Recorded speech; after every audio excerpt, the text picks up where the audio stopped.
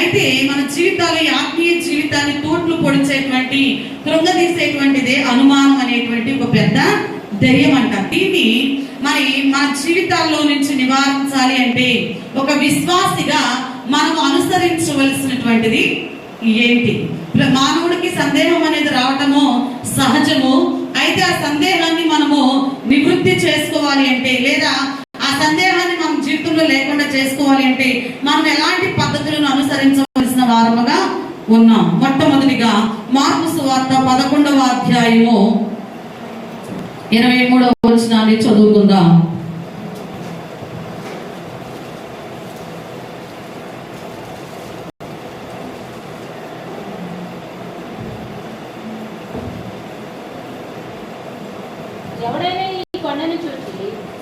ఎవడైనను ఈ కొండను చూచి నీవు ఎత్తబడి సముద్రములో పడవేయబడుమని చెప్పి తన మనస్సులో సందేహింపక తాను చెప్పినది జరుగునని నమ్మినలా వాడు చెప్పినది జరుగునని మీతో నిశ్చయముగా చెప్పుచున్నాను. హల్లెలూయా. మొట్టమొదటిగా మనలో సందేహము అనేది లేకుండా ఉండాలి అంటే మనము అనుసరించవలసింది ఏంటంటే, మొదటిగా అనుకున్నది ఖచ్చితంగా జరుగుద్దన్న నమ్మకం మనలో ఏముండాలంటండి? నువ్వేదైతే జరుగుద్దని అనుకుంటున్నావో అది ఖచ్చితంగా జరుగుద్ది. నువ్వు మనసులో ఏది అనుకున్నావో అది జరుగుద్దన్న స్థిరమైన నమ్మకం మనలో. పోయిన వారు నేర్చుకున్నాం కదా, మన విశ్వాసం ఎలా ఉండాలంట?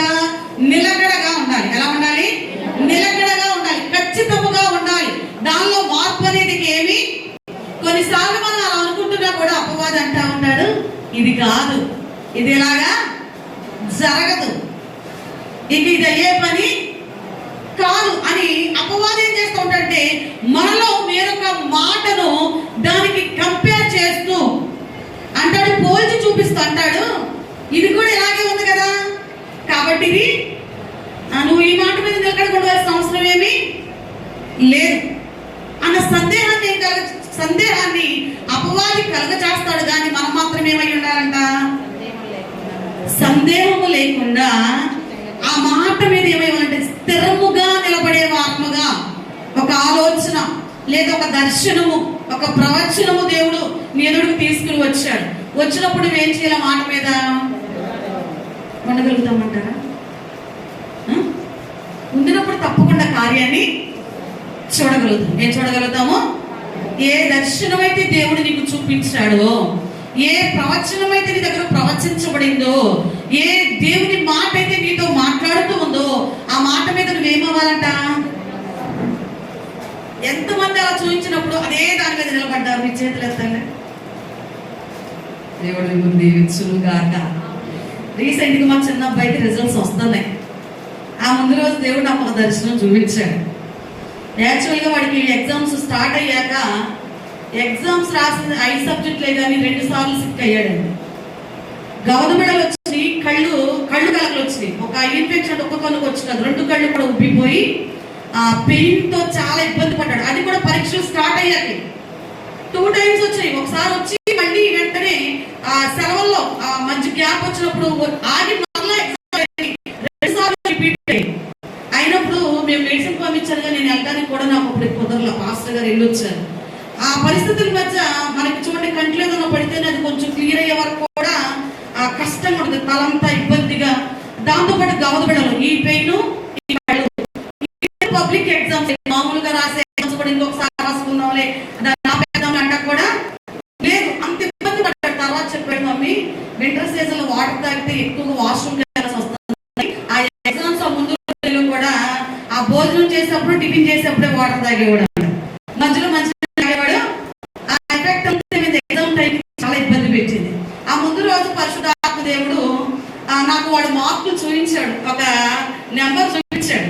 చూపించినప్పుడు నేను అనుకుంటున్నాను, ఇది కాదు, మార్కులు కాదు, వేరే అయి ఉంటాయి, వేరే అయి ఉంటాయి అని నేను అనుకుంటున్న క్రమంలో ఎక్స్పెక్ట్ చేయాలి. నా చెల్లి నాకు మెసేజ్ పెట్టింది, రిజల్ట్ అని మెసేజ్ పెట్టింది. అందరూ ఏమన్నారంటే 18-19 తారీఖులో రిజల్ట్ వస్తాయి అన్నారు. అన్నప్పుడు ఆ తెల్లారి నాకు రిజల్ట్ అని రాగానే నేను మా చెల్లికి చెప్పాను, నేను పలానా చోట నాకు స్త్రీలు కొడుకుంది, ఫోన్ చేయొద్దు, ఆ రిజల్ట్ వచ్చాక మెసేజ్ పెట్టింది నాకు అన్న. ఆ మెసేజ్ పెట్టింది, నేను వాక్యం చెప్తున్నప్పటికీ నాలో ఆ మెసేజ్ ఒక రకమైన వచ్చి కొంచెం తడబడి వచ్చింది. అప్పుడు వెంటనే చెమట పట్టుకొచ్చింది. దాన్ని కవర్ చేసుకున్నా తప్ప నేను ఎప్పుడు కూడా మాకున్న బలహీనతలు కానీ మేము ఎదుర్కొనే ఇబ్బందులు కానీ ఏది కూడా ప్రత్యక్షంగా 100% ఎవరి దగ్గర కూడా వ్యక్తపరచడానికి ఇష్టపడం. దాన్ని కంట్రోల్ చేసుకున్న వాక్యం చెప్పేసా, అది రిజల్ట్ చూడగానే ఒక రకమైన షివరింగ్ వచ్చింది నాకు. నేను ఏ డిజిట్ అయితే చూసానో అదే నెంబర్ ఆ పరిశుద్ధాత్మ దేవుడు నాకు వెంటనే చూడగానే ఆ మార్కులు అలా కనిపించాయి. మనం చూసింది ఏదైతే ఉందో దేవుడు మనకు చూపించినప్పుడు మనలో కలిగేటువంటి స్పందన ఉంటుంది చూసారా, అది మనం వర్ణించలేము. అది మనం ఇతరులకు ఎక్స్ప్రెస్ చేసి కూడా చెప్పలేము అనమాట. మా అబ్బాయి అన్నాను, ఏంటన్నా అన్న, మమ్మీ నేను అప్పుడే చెప్పాను నేను బెటర్మెంట్ రాస్తాను అని.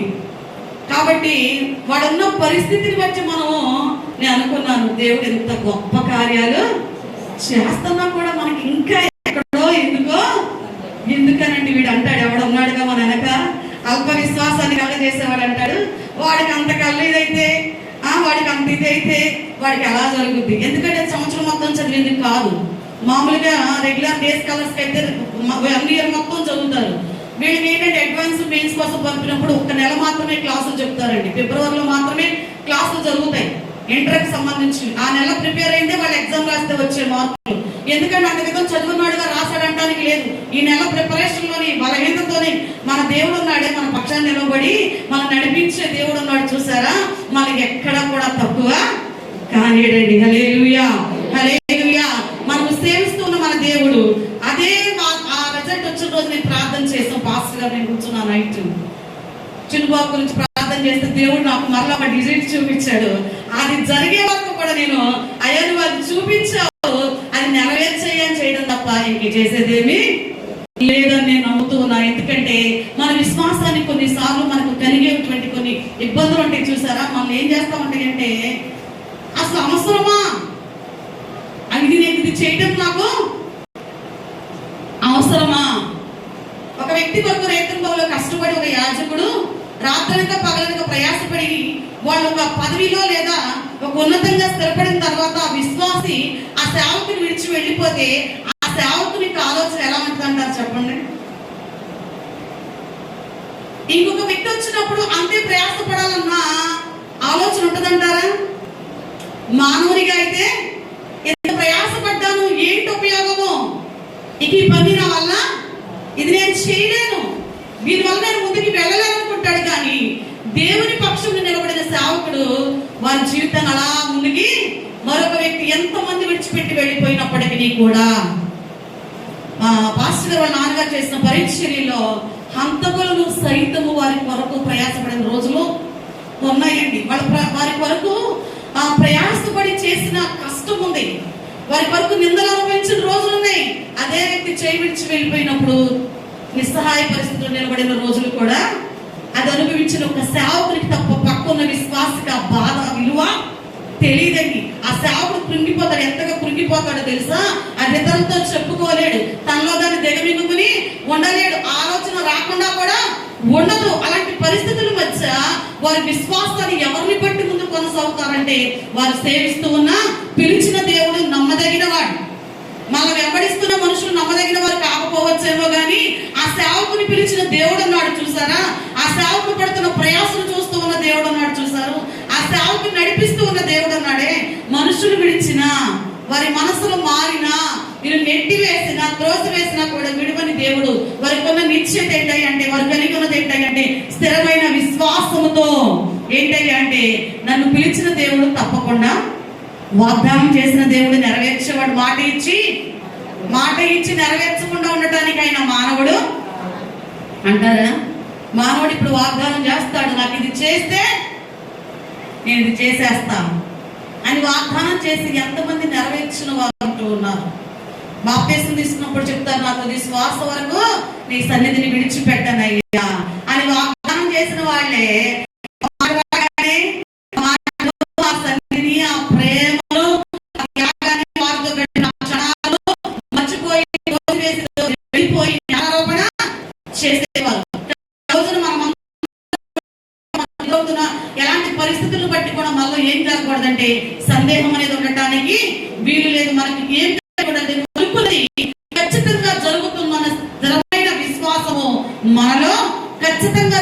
జరుగుతుంది. జరుగుతుంది ఏదైనా ఎవరు చేయగలరు? ఎవరు? వస్తుందా? ఇంతకు ముందు కార్యం చేశాడు, ఇప్పుడున్న పరిస్థితులు బట్టి సందేహం వస్తుందా రావట్లేదా? నిజంగా చెప్పండి, మీరు ఎదుర్కొంటున్న పరిస్థితులను బట్టి మీకు సందేహం వస్తుందా?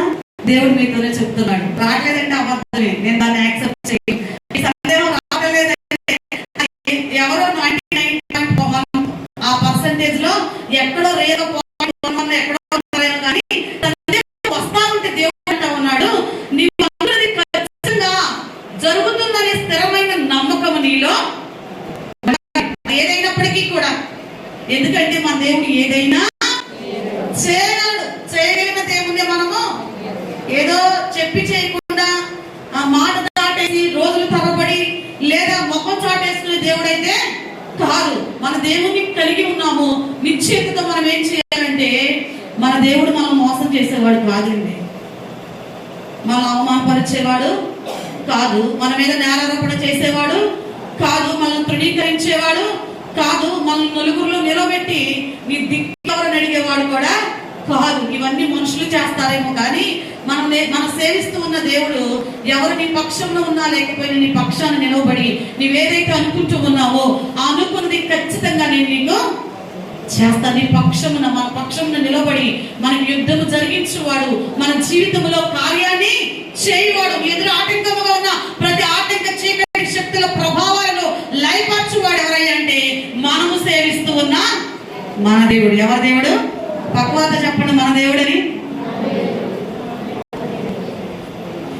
ఓకే, ఈ రోజున ఆ సందేహము మనలో లేకుండా ఉండాలి అంటే మనం ఏం చేయాలంటే అనుకున్నది ఖచ్చితముగా జరుగుతుందన్న స్థిరమైన ఎలాంటి నమ్మకం, విశ్వాసమందు నిలకడగా. ఎలా ఉండాలంటండి? నిలకడగా. అయితే అటు లేకపోతే ఇటు కాదు. ఎలా ఉండాలంటే స్టడీగా ఉండాలా. డాక్టర్ గారు వచ్చి ఇంజక్షన్ చేస్తా ఉన్నారనుకోండి, సుగుణమ్మ గారు ఇంజక్షన్ చేసేటప్పుడు ఎటు పడితే అటు బెండ్ అవుతా ఉంటే మీరు ఇంజక్షన్ చేయగలుగుతారా? ఏమంటారు? మాట్లాడండి అమ్మా. కదలకుండా స్టడీగా నిలబడు. ఎందుకు? ఆపరేషన్ చేయడానికి థియేటర్లోకి తీసుకెళ్తారు. వెళ్ళినప్పుడు మన ఇష్టం వచ్చినట్టు తిరుగుతా ఉన్నప్పుడు ఇంజక్షన్ చేస్తారా నడుముకి? వాళ్ళు చెప్తారు, నువ్వు అటు ఇటు కలిసి మళ్ళీ ఇంకొకసారి పడవలసి వస్తుంది. ఏం చెప్తారు? అటు ఇటు కలిసి ఇంకొకసారి పడవాలి. ఇక కిక్కురు మనమండి. బయట ఉండి ఇంజక్షన్ కోసం ఏడ్చే మనిషి, టాబ్లెట్ వేసుకోవాలంటే టైం గడిపే మనిషి థియేటర్లోకి వెళ్ళాక ఏం చేస్తారు? ఈ కిక్కురు మాత్రం అటు ఇటు కదిలితే మళ్ళీ ఇంకొకసారి ఎక్కడ నడుముకి ఇంజక్షన్ వేయించుకోవాలని అటు ఇటు కదకుండా స్టడీగా, ఒక ఇంజక్షన్ కి అంత స్టడీగా నిలబడుతున్నాం. దేనికి? ఒక ఇంజక్షన్ కి. దేవుడు చెప్తున్నాడు, నీ పక్షాలు నువ్వు ఏదనుకుంటున్నావో దాన్ని నేను తప్పకుండా చేస్తాను. అయితే నువ్వేం చేయాలంటే ఆ మాట మీద స్థిరముగా అటు ఇటు చూచితే నీవు ముందుకు వెళ్ళవు, కానీ నీ జీవితం పరుగు తీస్తే అంట నీకు కిరీటాన్ని దేవుడు ఇస్తాడు. అయితే నువ్వేం చేయాలంటే ఆ కిరీటం పొందుకున్న కొరకు సరిగా నిలకడగా ఒక నిబద్ధతతో ఒక స్థిరమైనటువంటి వ్యక్తిత్వంతో ఏకాగ్రతతో నువ్వేం చేయాలంటే ఈ మార్గంలో ముందుకి కొనసాగినప్పుడు ఈ సందేహాల తోమ నీలో నుంచి ఏమైపోతాడు? అలాగా బయటకు వాడు లోపల ఉన్నంత కాలం నిన్ను స్థిరంగా నిలబడనీయుడు, ఒక చోట సరిగ్గా కూర్చోనీయుడు, దేవుని మాట విననీయుడు, ప్రార్థన చేయనివాడు, ఈ మాటను చెవిని పడనీయుడు, పెడ చెవిని పెట్టిస్తూ నిర్లక్ష్యముగా ఎక్కడో ఏదో అన్నట్టుగా ఏదో కోల్పోయినట్టుగా ఉంటావు. ఈ రోజున మనం అందరము కూడా దేవుని యొక్క సన్నిధిలో సందేహం లేకుండా మన జీవితాలు ముందుకి కొనసాగాలంటే మనం అనుసరించవలసినటువంటి మొట్టమొదటి పద్ధతి ఏంటంటే అనుకున్నది ఖచ్చితంగా జరుగుతుంది అంటే స్థిరమైన విశ్వాసం మనలో, నమ్మకం మనలో ఉండాలి. రెండవదిగా చూద్దాం, కీర్తనల గ్రంథము 119వ అధ్యాయము 105వ వచనము. నీ వాక్యము నా పాదములకు దీపమును నా త్రోవకు వెలుగునై ఉన్నది.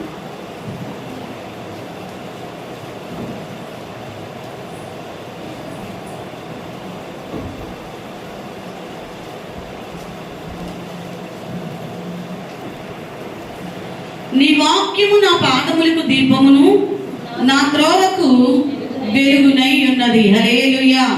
అంటే నువ్వు ఏం చేయాలి ఈ రోజున? నీలో సందేహము రాకుండా ఉండాలి అంటే, లేదా నీ సందేహము తీర్చబడాలి అంటే మనము ఏం చేయాలి?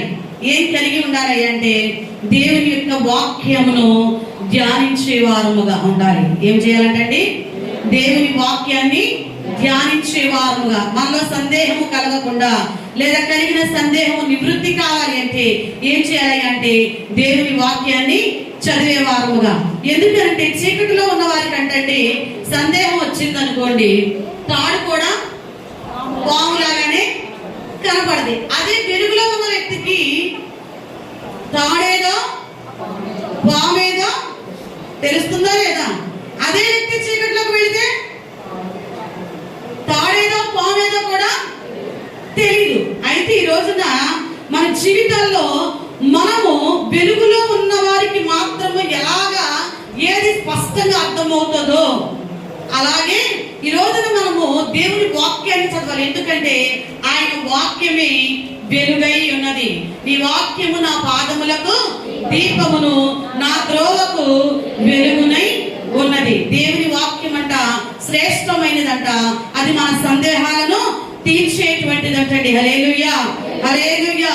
ఎందుకంటే ఈ వాక్యం మనల్ని ఏం చేస్తా ఉంటుందంటే, వెలుగైన వాక్యము మన సత్యమందు ప్రతిష్ఠ చేస్తుందంట. ఎందుకంటే ఆయన వాక్యమే సత్యం అంటండి. ఆయన వాక్యము వెలుగంటూ ఉన్నాడు దావీదు మహారాజు. యోహాను సువార్తలో సత్యమందు ప్రతిష్ఠ చేస్తుందంట ఆయన వాక్యము. నీ వాక్యమే సత్యము. యోహాను సువార్త 17వ అధ్యాయము 17వ వచనములో దేవుని వాక్యము శ్రేష్టమైనది. ఈ రోజున మనను పట్టి పీడిస్తూ ఉన్నా, మనను కృంగతీస్తూ ఉన్నా, మనను బలహీనపరుస్తూ ఉన్నా సందేహాలను తొలగిపోవాలంటే, నివృత్తి చేయబడాలి అంటే ప్రతిరోజు కూడా మనం ఏం చేయాలి అంటే దేవుని వాక్యాన్ని, బైబిల్ని ఏం చదవాలి? బైబిల్ చదవమన్నారు కండి. పరిశుద్ధ గ్రంథము అనే పేరుంది కదా, పరిశుద్ధ గ్రంథము బైబిల్ చదివా అంటే అది చదవడం కాదు. ఏంటంట పైన ఆ హెడ్డింగ్ మనందరికి ఉండే ఇష్టం ఏంటంటే ఏదైనా బుక్ చూడగానే పైన హెడ్డింగ్ మాత్రమే చదువుతాం. లోపల కూడా ఎస్ఏ క్వశ్చన్ రాయాలంటే సబ్ పాయింట్స్ ఉంటాయి కదా, ఆ పక్కన ఉన్నటువంటి సైడ్ హెడ్డింగ్స్ చదువుతాం. లోపల మ్యాటర్ చదవడం మనకి ఇష్టం పడదు. ఆ సబ్ పాయింట్స్ పట్టుకుని ఎస్ఏ క్వశ్చన్ రాసేస్తాడు స్టూడెంట్. చివరికి మార్కులు వచ్చాక తెలుస్తుంది వీడి టాలెంట్ అంతా. ఇంటికి వచ్చి చెప్తాడు అంతా రాసి ఎట్లా తీసారు. ఇటు రాసుకెళ్ళి సైడ్ హెడ్డింగ్లే, వట్టి సైడ్ హెడ్డింగ్ రాస్తేనే మార్క్స్ పడవు. లోపల మ్యాటర్ కూడా కదా మేడిపండ్లాగా పైకి నిగనిగలాడితే సరిపోదు. లోపల కూడా క్వాలిటీ ఉన్నవి ఉండాలి. అయితే ఈ రోజున దేవుని వాక్యమే వెలుగు, ఆయన వాక్యమే సత్యము. అయితే ఈ సత్యమైన వెలుగై ఉన్న వాక్యమును మనం ఏం చేయాలంటే ప్రతిరోజు కూడా చదవాలి. ఏం చేయాలండి? ఎంతమంది చదువుతున్నారు? ఈ సత్యమైన దేవుని వాక్యాన్ని ప్రతిరోజు ఎంతమంది చదువుతున్నారు? మనందరికీ కూడా 2 కాళ్ళు ఉన్నాయా? 2 చేతులు ఉన్నాయా? 2 కళ్ళు? మన బాడీ పార్ట్స్ అని మంచిగా పనిచేస్తున్నాయా? మనం చేయవలసినవన్నీ మన బాడీతో ఏం చేయాలో, వేటితో ఏమేమి పనులు చేయాలో అన్ని సక్రమంగా జరుగుతున్నాయా లేదా ఎవరికైనా ఏమైనా స్ట్రక్ అయిపోయినాయా? అన్ని సక్రమంగా జరుగుతున్నాయి కదా. ఓకే, మరి బైబిల్ ఎంతమంది చదువుతున్నారంటే ఒక 4-5 కంటే ఎక్కువ చేతుల పైకి లేవాల. మిగతా వాళ్ళందరూ ఓకేనా అన్ని రకాలుగా? ఈ 5 కాకుండా మిగతా వాళ్ళందరూ కూడా ఈ 5తో పాటు అన్ని సక్రమంగా ఉన్నాయి. మరి ఒక ప్రాంతంలో ఉన్నటువంటి విలియం పర్సన్ అనేటువంటి ఒక వ్యక్తి ఒక కంపెనీలో ఉద్యోగం చేస్తూ ఉండగా ఆ కంపెనీ బాంబ్ బ్లాస్ట్ అయ్యి దానిలో ఉన్నటువంటి ఆ వర్క్ చేసిన వర్కర్స్ అందరికి కాళ్ళు పోయిన వాళ్ళు ఉన్నారంట, చేతులు పోయిన వాళ్ళు ఉన్నారంట, కళ్ళు పోయిన వాళ్ళు ఉన్నారంట, కొంతమంది చనిపోయిన వారు కూడా ఉన్నారు. వారిలో ఒకడు ఈ విలియం పర్సన్ అనేటువంటి వ్యక్తి. ఈ వ్యక్తికి ఉన్నటువంటి అలవాటు ఏంటయ్యా అంటే ప్రతిరోజు బైబిల్ చదవకుండా పడుకునేవాడు కాదు. ఏం చేయకుండా? బైబిల్ చదవకుండా పడుకునే అలవాటు ఈ వ్యక్తికి లేదు. మరి ఇంత గొప్ప వ్యక్తిత్వం కలిగినటువంటి వ్యక్తి కూడా ఈ బాంబ్ బ్లాస్ట్ జరిగినప్పుడు అక్కడ ఉన్నాడు. ఉన్న ఈ వ్యక్తికి తన దేహంలో అత్యంత విలువైనటువంటి 2 కళ్ళు పోయినాయి. 2 కళ్ళు పోయినాయి. 2 కళ్ళు పోయేసరికి మరి ఈ వ్యక్తికి ఉన్న అలవాటు ఏంటి? ప్రతిరోజు కూడా బైబిల్ చదవాలి. అయితే ఈ వ్యక్తి ఏం చేశాడు అంటే మరి ప్రతిరోజు బైబిల్ చదవండి నిద్రపోడు కదా. ఈ అలవాటులో మరి మనం ఏమనుకుంటాము, కళ్ళు లేవుగండి ఏం చదువుతాడులే. మనం చెప్తాం పెద్ద సాక్ష్యాలు అలాంటి వాళ్ళ గురించి. కళ్ళు ఉన్నప్పుడు బాగా చదివేసేవాడు, అలా చేసేవాడు, ఎలా చేసేవాడు, అయ్యో పాపం ఇప్పుడు కళ్ళు లేవు కాబట్టి ఇది చేయడల్లా అంటాం. అంతేనండి. ఏదైతే చేసేవాడు అది పోయినప్పుడు మనం చాలా సానుభూతి చూపేటువంటి ఆ పర్సన్స్ లో మనమే ముందుంటాం. కళ్ళు పోయినాయి కాబట్టి పాపం ఇప్పుడు వాక్యము చదవలేడు అసలు. అబ్బో అప్పుడు ఇప్పుడు ఒకటైతే మనం పదంతులు ఆ వ్యక్తిని పొగుడుతూ ఉంటాం. ఈ వ్యక్తి ఏం చేశాడంటే కళ్ళు పోయినాయి కదా, అందులో కొనిటువంటి ఒక బైబిల్ని కొనుక్కున్నాడంట. కొనుక్కుని ఏం చేశాడంటే మరి తన ఏళ్లతో బైబిల్ చదవడాన్ని ప్రారంభించాడు. దేంతో? వేళ్లతో టచ్ చేస్తూ బైబిల్ చదవడాన్ని ప్రారంభించాడు. అలా చేయగా కొన్ని రోజులకి వేళ్ల స్పర్శ పోయిందంట. వేళ్ళు స్పర్శను కోల్పోయిన తర్వాత ఈ వ్యక్తి ఏం చేశాడంటే మరి కళ్ళు లేవు, వేళ్ళు కూడా పనిచేయట్లా, అయినా బైబిల్ చదవాలి. నాలుకతో అక్షరాలను టచ్ చేస్తూ మనం ఏదైనా టేస్ట్ చేయడానికి చేతి మీద వేసుకున్నాం అలా అంటామే, అలా నాలుగుతో ఏం చేశాడంట బైబిల్ చదవటము ప్రారంభించాడు. నాలుక కూడా స్పర్శ కోల్పోయిందంట. ఇప్పుడు పెదవులతో చదవడం, పెదవులతో టచ్ చేస్తూ బైబిల్ చదవటాన్ని ప్రారంభించాడు. ఎలాగా?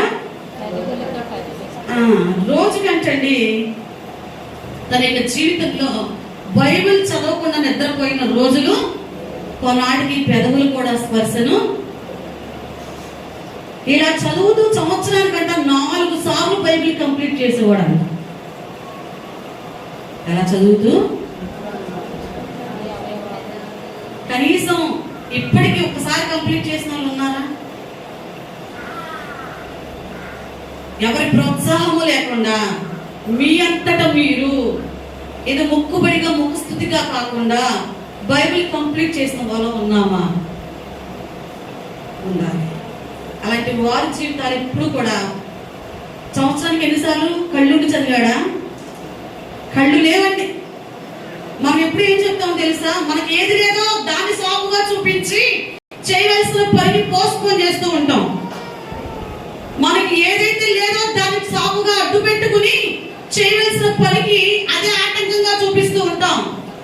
కళ్ళు లేవు, కొన్నాళ్ళకి వేళ స్పర్శ పోయింది, నాలుక స్పర్శ పోయింది, పెదవులు కూడా స్పర్శ కోల్పోయేంతగా సంవత్సరానికి 4 సార్లు. ఈ రోజు మన కళ్ళు సక్రమంగా పనిచేస్తుంది, కానీ కళ్ళు ఫోన్ తప్ప ఏది చూడం టైం మిగిలితే. మన చెవులు సక్రమంగా పనిచేస్తూ ఉన్నాయి.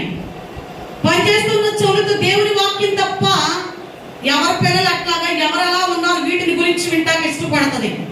మన నాలుక మోగపోగా, 3 నాలుగు అయిపోగా, కొన్న నాలుగా ఉంది, 2 నాలుగులు ఉన్నాయి. మీ అందరికీ ఉన్నాయి కాబట్టి సక్రమంగా మాట్లాడగలుగుతున్నారు. ఉన్నాయి, కానీ దేవుని మాటలు చదవడానికి, దేవుని గురించి చెప్పడానికి మాత్రమే పనికిరావు. నేను చెప్పలేనండి, నేను మాట్లాడలేనండి. నోరు తెరిస్తే మాటకు ఒక ముందు బూతు, మాట ముగింపులో ఒక బూతుకు మాత్రం ఈ నాలుక బాగా ఉపయోగపడుతుంది. సందేహాలు రాక ఏమొస్తాయి మనకి? ఇంకా సందేహాలు రాక ఏమొస్తాయి? దేవుని వాక్యాన్ని మనము ప్రతిరోజు కూడా నువ్వు శారీరకంగా నీ దేహానికి ఎలాంటి ఆహారం అయితే అందిస్తూ ఉన్నావో, నీ దేహంలో వస్తున్న హార్మోన్ ఇంబ్యాలెన్స్ సరి చేసుకోవడానికి ఎలాంటి మెడిసిన్ వాడుతూ ఉన్నావో, ఎలాంటి డ్రై ఫ్రూట్స్ తీసుకుంటున్నావో, అవసరమైతే ఒక ఎగ్, ఒక పావు లీటర్ పాలు. ఎందుకని?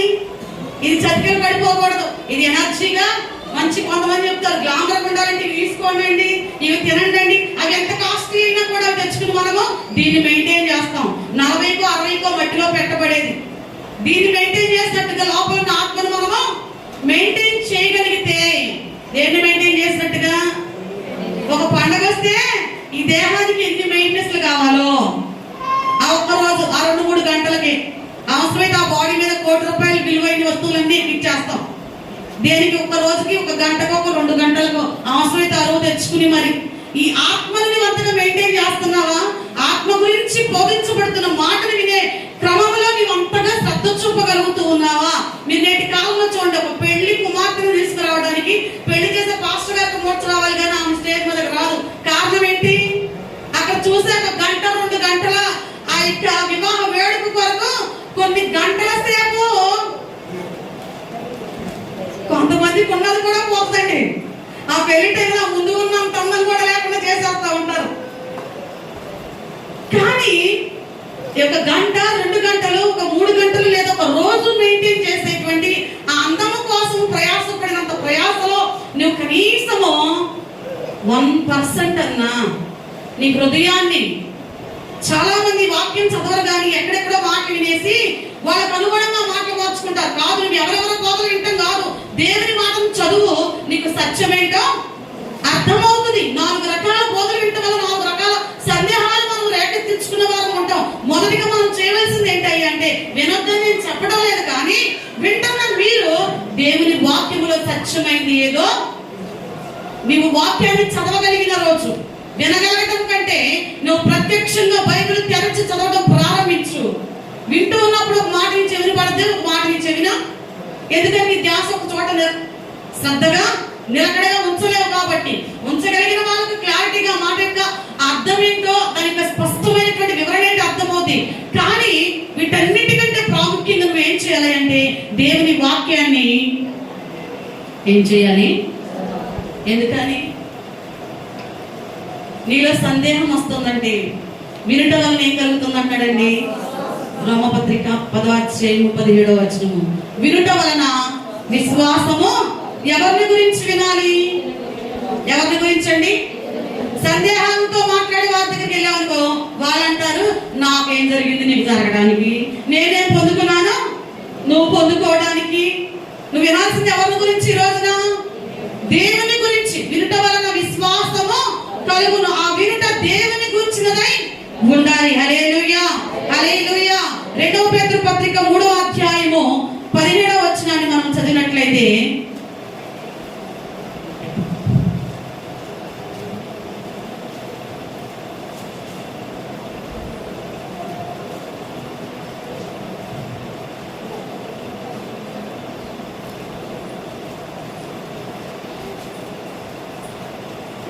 ప్రియులారా, మీరు ఈ సంగతులు ముందుగా తెలుసుకుని ఉన్నారు గనుక మీరు నీతి విరోధుల తప్పు బోధ వలన తొలగింపబడి మీకు కలిగిన స్థిర మనస్సును విడిచి పడిపోకుండా కాచుకొని ఏ బోధల వైపు పోవద్దంట? ఇప్పుడు మీకు స్థానిక సేవకులు విరోధంగా ఉన్నారు. ఒక వాక్యం ప్రకటించబడుతూ ఉంది. సేవకుడికి విశ్వాస విరోధులు కాదు, ప్రకటించబడుతున్న సేవకునే వినేవారు కొంతమంది విరోధులుగా భావించి ఏం చేస్తారంటే, విన్న వాక్యాన్ని అదే వాక్యాన్ని ఇంకొక చోట విని కంపేర్ చేస్తారు. ఏది మనకు అనుగుణంగా ఉంది? నువ్వు కంపేర్ చేసుకోవాల్సింది వినబడుతున్న వాటిని బట్టి కాదు, లేఖనాన్ని తెరచి. దేని తెరచండి? బైబిల్ నువ్వు తెరచి చదవగలిగితే ఏది సత్యమైన బోధో, ఏది తప్పుడు బోధో, ఏది అసత్యాన్ని ప్రకటిస్తుందో, ఏ బోధ భ్రమపరుస్తుందో, ఎవరి బోధ ఉన్నది ఉన్నట్లుగా మన యొద్దకు తీసుకుని రాగలుగుతుందో అర్థం అవ్వాలి అంటే, ఆనాటి కాలంలో ఉన్నటువంటి సంఘంలో ఉన్న విశ్వాసం చేసిన పని ఏంటో తెలుసా? దేవుని వాక్యాన్ని వినంటండి, ఇంటికి వెళ్ళి లేఖనాలు తెరచి అక్కడ మాటలు ఉన్నాయో లేదో రుజువు చేసుకునే వాళ్ళంటండి. హల్లెలూయా. మీలో ఎంతమంది విన్న వాక్యాన్ని ఇంటికి వెళ్ళాక మరలా చూస్తున్నారు? కనీసం మరలా వారంలో వచ్చేప్పుడు ఎంతమంది చూడగలుగుతున్నారు? మనలో సందేహం కలుగుతూ ఉందంటే, మనలో అపనమ్మిక వస్తూ ఉందంటే, మనం ఏం చేయట్లేదంటే దేవుని వాక్యాన్ని ఏం చేయట్లేదండి. మనలో స్థిరమైన మనసు ఉండటం లేదంటే, మనలో నిలకడ ఉండటం లేదంటే, నువ్వు స్థిరమైన వ్యక్తిత్వాన్ని కలిగి ఉండకపోవడం కారణం ఏంటంటే, నీలో వాక్యం అనే బీజము లేదు. వాక్యం లేకుండా నువ్వు ఎక్కడికెక్కడ పరిగెత్తినా కూడా నీ జీవితాల్లో ఫలింపు. ఇంట్లో 2 కుండీలు తెచ్చామండి. కుండీలు తెచ్చి దానిలో మామిడి విత్తనాలు వేసినాక ఒక దానిలో మాత్రమే మొక్క వచ్చింది, రెండో దానిలో మొక్క రాలా. ఇంకా రాలేదంటే ఎరువులు వేస్తున్నావు, నీళ్లు పోస్తున్నావు, ఎంత చేసినా కూడా దానిలో అది మొలకెత్తటలా. కానీ మొలకెత్తింది ఏమో చక్కగా ఎదుగుతుంది, పువ్వులు కాయలతో ఉంది. కొన్ని రోజుల తర్వాత దాన్ని పొడిచి చూస్తేనంట దానిలో విత్తనము వేరేదంట. వేసి అనుకున్నాడంట కానీ వేయలా. దేవుడి సంధిలో వస్తున్నాం అనుకుంటున్నాం, మళ్ళీ వాక్యం వింటున్నాం అనుకుంటున్నాం, కానీ వింటున్న మనలో వాక్యం అనే బీజము ఎంతవరకు మొలకెత్తబడతా ఉంది? అసలు బీజం లోపలికి వెళ్తుందా? వెళ్ళనిస్తున్నామా?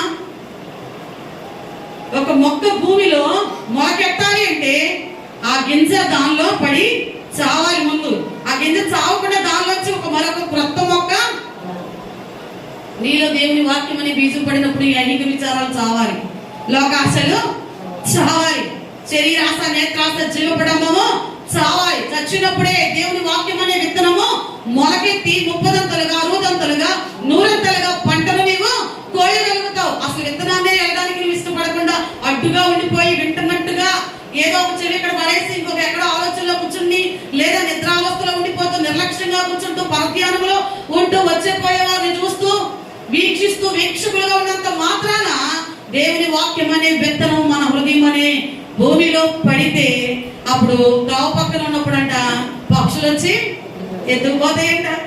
కొన్ని మొలుస్తాయంట కానీ ముళ్ళ పొదలు అణిచివేస్తాయంట.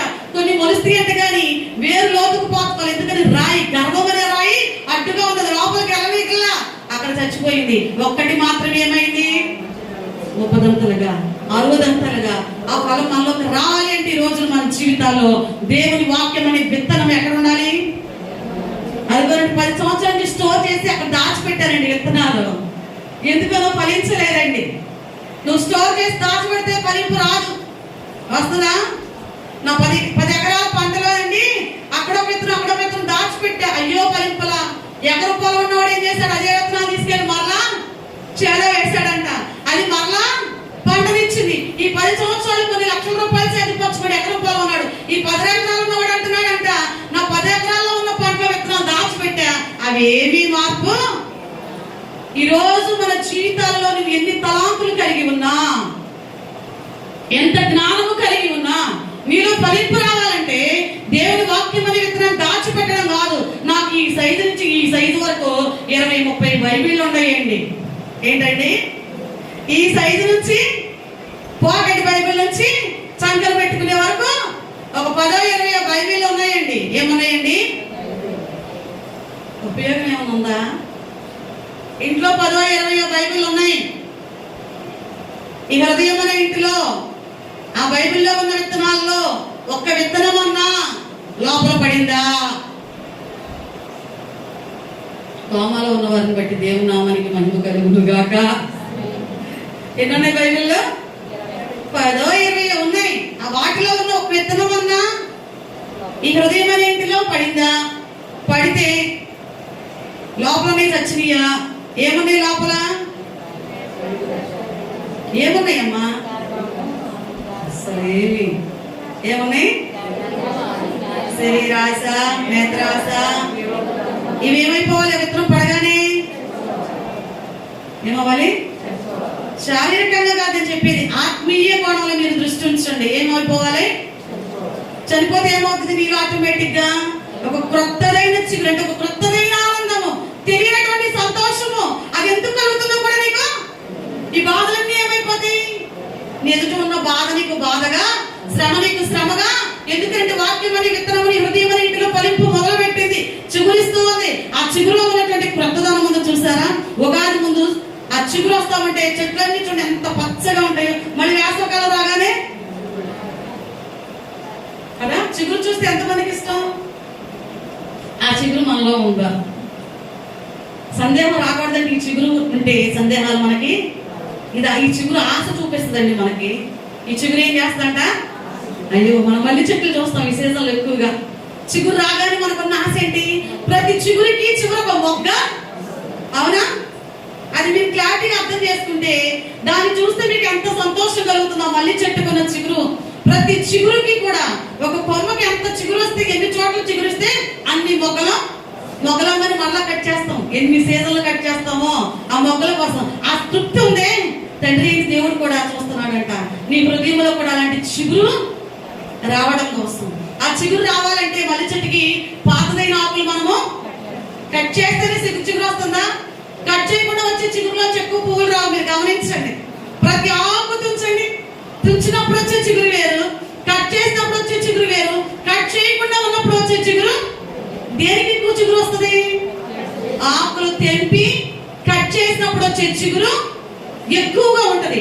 అప్పుడు ఎక్కువ ఫలవంతంగా ఆ పువ్వులను మీరు, కొంతమంది అంటారు మా చెట్టు నుండి ఇన్ని పువ్వులు పూస్తాయండి ఈ సీజన్లో.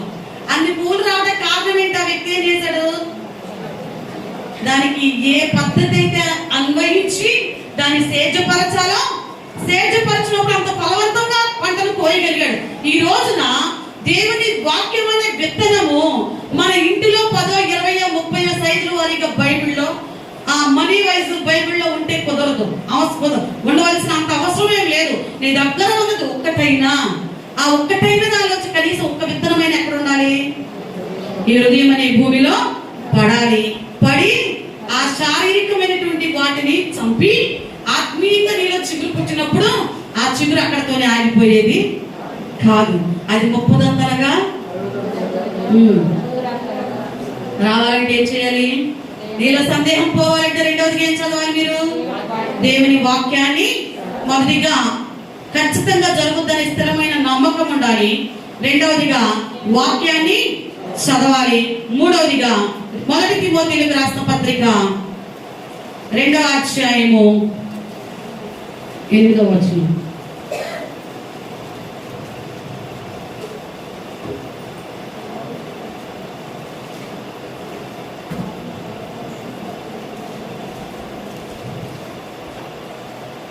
కావున ప్రతి స్థలమందును పురుషుల కోపమును సంశయమును లేని వారై పవిత్రమైన చేతులెత్తి ప్రార్థన చేయవలనని హల్లెలూయా.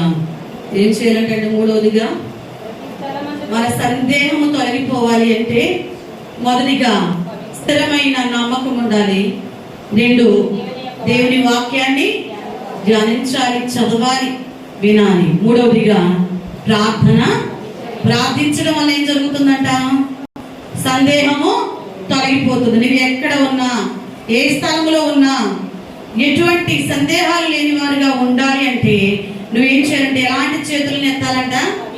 పవిత్రమైన ఎత్తి ప్రార్థించాలని ఎవరు చెప్తున్నారంటే ఇక్కడ పౌలు గారు చెప్తూ ఉన్నారు. అడుగుతున్న నీవు, చేతులెత్తి ప్రార్థన చేస్తున్న నీవు యాకోబు పత్రిక 1వ అధ్యాయము 6వ వచనాన్ని మనం చదువుకుంటే, అయితే అతడు ఏ మాత్రమును సందేహింపక విశ్వాసముతో అడగవలెను. సందేహింపు వాడు గాలి చేత రేపబడి ఎగిరిపడు సముద్ర తరంగమును అడిగేప్పుడు నువ్వు ఎలా అడగాలంటే ఏ విధమైన సందేహము లేకుండా ఎలా అడగాలి? ప్రార్థిస్తున్నావు, ప్రార్థించే నీవు పలానా స్థలములో, పలానా ప్రదేశంలో ఇలాంటి చోట్ల కూర్చుంటేనే దేవుడు వింటాడని లేదు. ఎక్కడ, ఎలాంటి స్థలంలో, ఎలాంటి పరిస్థితుల మధ్య, ఏ సమయంలోనైనా కూడా నువ్వు ఏం చేయాలంటే సందేహము లేకుండా దేవుణ్ణి అడగాలి. మరి అడిగిచున్న నీవు దేవుడు అంటున్నాడు ఇర్మియా గ్రంథము 33వ అధ్యాయం 3వ వచనంలో, నాకు మొరపెట్టుము నేను నీకు ఉత్తరం ఇచ్చేదను. ఏం చేయమన్నాడు దేవుడు? నాకు మొరపెట్టుము నేను మీకు ఉత్తరం ఇచ్చేదను. ప్రార్థన చేయనప్పుడంట మార్కు సువార్త 11వ అధ్యాయం 24వ వచనంలో ప్రార్థన చేయించున్నప్పుడు అడుగు వాటినెల్లను పొంది ఉన్నామని ఏం చేయాలి? అడుగు వాటినెల్లను పొంది ఉన్నామని నమ్మాలి. మూడవదిగా మనలో సందేహం పోవాలంటే ప్రార్థన చేయాలి. ప్రార్థన చేసే క్రమంలో మనం ఏం చేయాలంటే పవిత్రమైన చేతులను ఎత్తి మనము ప్రార్థన. ఎందుకు పవిత్రమైన చేతులు అన్నాడు? ఏ భేదము లేదు. అందరూ కూడా పాపము చేసి దేవుడు అనుగ్రహించు మహిమను పొందలేకపోతున్నారు. మనలో ఉన్నటువంటి అతిక్రమణమైనటువంటి వాటిని విడిచిపెట్టి పశ్చాత్తాపడుతూ పరిశుద్ధాత్మ దేవుని సన్నిధిలో పవిత్రమైన చేతులను, నా జీవితంలో ఇలా ఉండిపోతానే, నాకు ఈ కార్యం చేయి అంటే కాదు.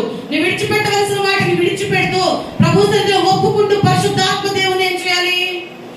కొంతమంది ఏం చేస్తూ ఉంటారంటే లోకముతో చట్టపట్టాలు వేసుకుని అక్కడ సంభవం అయితే అక్కడికి వెళ్ళి తినొస్తారు, అక్కడ తిరిగి వస్తారు, మళ్ళీ ఇక్కడికి వచ్చి దేవుడి కార్యం చేయాలని చేయడు. నువ్వు విడిచిపెట్టవలసిన వాటిని విడిచిపెట్టకుండా, వెళ్ళకూడని స్థలాలకు వెళ్ళకుండా, చూడకూడని వాటిని చూడకుండా, చేయకూడని పనులు చేయకుండా ఉండి నీ పవిత్రమైన చేతులు, నేను ఇలాంటి వాటిలో చేయేసి వస్తాను, ఈ చేతులతోనే బలలో బండి చేయేస్తానంటే కుదరదు. దానికి తగ్గటువంటి ప్రతిఫలాన్ని కూడా, ఎందుకని ఒకేసారి రెండింటిలో చేయబడడానికి వీలు లేదండి. మన క్రియలు మనల్ని వెంబడిస్తూ ఉంటాయి. పరిశుద్ధాత్మ దేవుని సన్నిధిలో నీలో సందేహం కలగకుండా ఉండాలంటే నువ్వు ప్రార్థన చేయాలి. ప్రార్థించే నీలో ఏ విధమైన సందేహం లేకుండా దేవుని సన్నిధిలో అడగాలి. పవిత్రమైన చేతులెత్తి పరిశుద్ధాత్మ దేవుడు. మరి మనకి కొంతమంది ఫోన్ నెంబర్లు గుర్తుండవు, కానీ మనందరికి గుర్తుండవలసిన ఫోన్ నెంబర్ ఎవరిది? ఎవరిదండి? ఉందా? ఉందో లేదో కొన్నిసార్లు డౌట్. ఎవరికెవరికో ఫోన్ చేసేస్తాం కానీ ఈ నెంబర్కి కుదరదు కదా. ఎందుకనో ఎక్కడెక్కడో దేనికో టైం దొరికితే పలానా వాళ్ళతో మాట్లాడితే బాగుంటుందేమో, ఏట కాసేపు మాట్లాడితే కొంచెం రిలాక్స్ అవుతావేమో, ఈ సమస్య గురించి వాళ్ళు చెప్తే బాగుంటుందేమో, ఈ ముచ్చట్లు చెప్పుకుంటే అనుకున్నాం. అదే టైంలో ఈ నెంబర్కి ఫోన్ చేద్దాం అనుకుంటామా? నీలో ఉన్న సందేహం పోవాలంటే నువ్వు చేయవలసింది ఎవరికైతే మొదటిగా దేవుడన్న నాకు మొరపెట్టుము ఏం చేస్తానంటాడండి. ఒకవేళ నువ్వు ఫోన్ చేసినప్పుడు ఆ వ్యక్తి నీ సందేహం తీర్చకపోవచ్చు, నీ ఎదురున్న వ్యక్తి. ఎవరండి? నువ్వు ఎవరైతే నీ సందేహం తీర్చుతానికి ఫోన్ చేస్తావో ఆ వ్యక్తి నీ డౌట్ క్లారిఫై చేయకపోవచ్చు.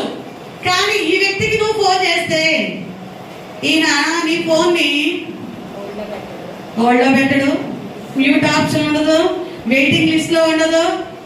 ఒకవేళ వినపడినా కూడా వినపడలేదని చెప్పే వ్యక్తి కాదు. చేశారా చూసి కూడా చూడలేదనే వ్యక్తి కాదు. లేదా నీ మాట వినపడుతున్నా కూడా కొన్నిసార్లు హలో హలో హలో సిగ్నల్ లేదండి అనే వ్యక్తి కూడా. నువ్వు అంటే ఇష్టం లేకపోతే సిగ్నల్ లేదంటారు కొంతమంది. నీ ఫోన్ లిఫ్ట్ చేయడం ఇష్టం లేకపోతే అంటారు. అసలు చూసుకోలేదండి. మీరు గమనించండి, ఒక వ్యక్తి పొద్దున ఫోన్ చేస్తే సాయంత్రం చూసుకోకుండా ఉండరు. చూసుకోవాలంటే అబద్ధమే. చూసుకోలేదండి అని ఎంత న్యాయంగా చెప్తారు, అది అబద్ధమే. ఎందుకంటే ఆ వ్యక్తి ఏమి రోజంతా ఈ రోజుల్లో ఒక గంట కూడా ఫోన్కి గ్యాప్ ఇవ్వరండి. రోజంతా నీ నెంబర్ మిస్డ్ కాల్ చూడలేదంటే ఎట్లా నమ్ముతారు? అర్థమవుతుందా? అలా చెప్పవచ్చేమో, కానీ ఈ దేవుడు ఈ నెంబర్ నుంచి ఫోన్ అయితే మాత్రము ఈయనంట వెంటనే ఖచ్చితంగా సందేహమే లేదు, నీకు సమాధానాన్ని ఇచ్చువాడు. హల్లెలూయా. అయితే నువ్వు ఎలా ఉండాలి? ప్రార్థన చేయనప్పుడు ఫోన్ చేసినప్పుడు ఆయనకి నేను అడిగేదల్లా కూడా ఆయన నాకు ఇచ్చేస్తాడు. ఎవరు? నువ్వు చేస్తున్నావు. ఈ 333 నెంబర్ని ఒక స్టూడెంట్ టీచర్ అడుగుతుందంట. టీచర్ మీ దేవుళ్ళ నెంబర్లు మీ దగ్గర ఉన్నాయా అని అడిగిందంట.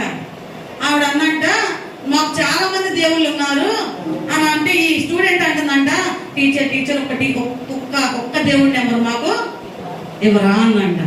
ఆ టీచర్ అన్నంట మా దేవుడికి నెంబర్లో లేవు. ఏం లేవంట?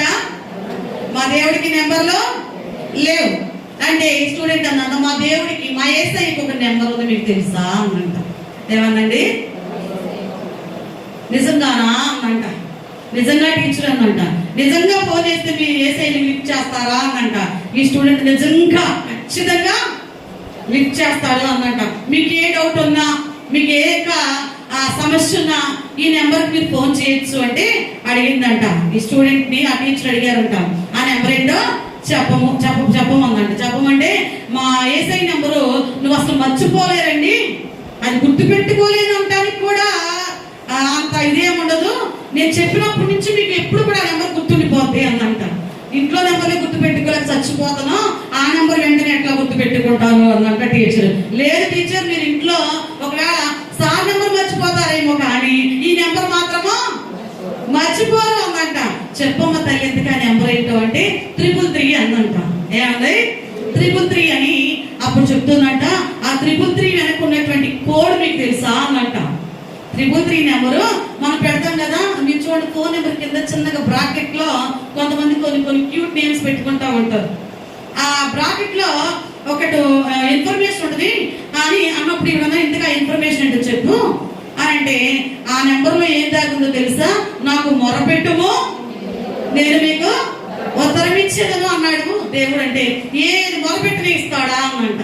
ఏది మొరపెట్టినా మీకు ఏది కావాలో అడగండి, అది తప్పకుండా ఇస్తాడు అని చెప్పిందంట.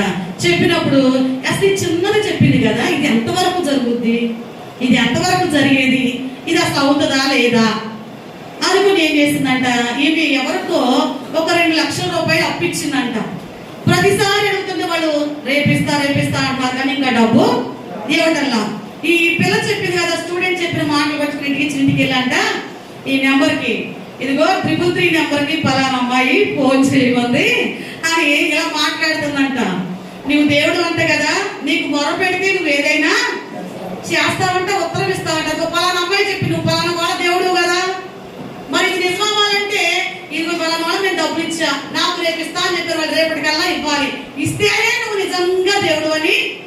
ఇది నీ నెంబర్ అని నేను నమ్ముతాను అని ప్రార్థన చేస్తున్నాడు. ఏం ప్రార్థన చేసింది?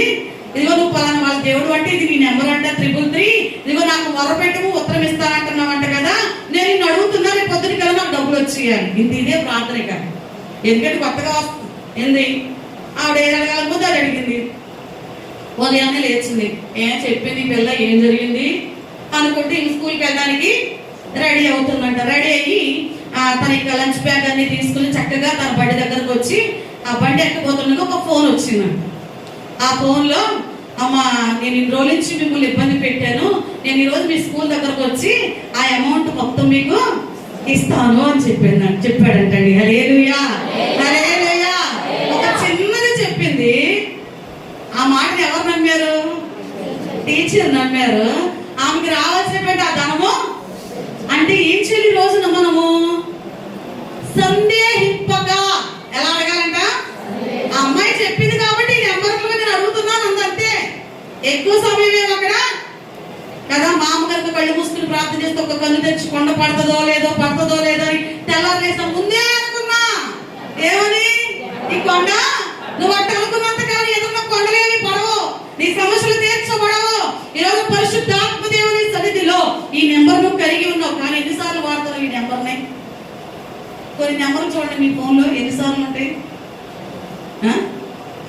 మీ ఫోన్లో మీ భర్త నెంబర్కి ఎన్నిసార్లు ఉంటాయి రోజుకి ఫోన్లు? మీ ఫ్రెండ్స్కి ఆ నెంబర్కి ఎన్నిసార్లు ఉంటుంది కాల్ డేటాలో? ఒకసారి చెక్ చేసుకోండి మీరు.